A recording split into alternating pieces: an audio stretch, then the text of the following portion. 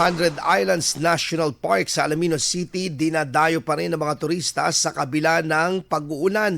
Para sa detalye ng balitang yan, kasama natin Idol Joanna De Vera. 104.7 IFM. Report!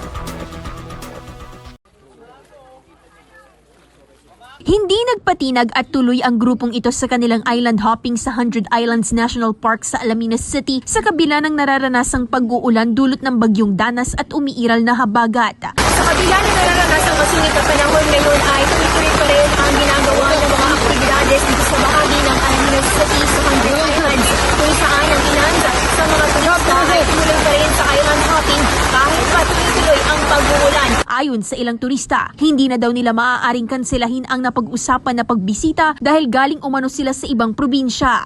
Wala na, naka-schedule na eh. Okay lang sa inyo kahit na umuulan, medyo makulimulin ka sa akin. Okay lang naman po. Tagal La Union po ang. Habang ang iba sa mga bisita, hindi na muna itinuloy ang schedule ng kanilang island hopping dahil sa patuloy na pagbuhos ng malakas na ulan. Ayon sa tanggapan ng City Disaster Risk Reduction and Management Office, hindi muna pinahihintulutan ang mga maliliit na sasakyan o bangka na pumalaot, ngunit maaari pa rin na makapag-island hopping gamit ang mga medium, large at deluxe size na bangka.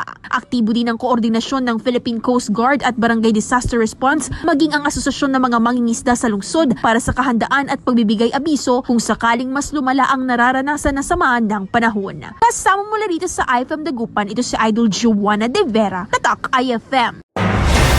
IFM News. IFM News. IFM News.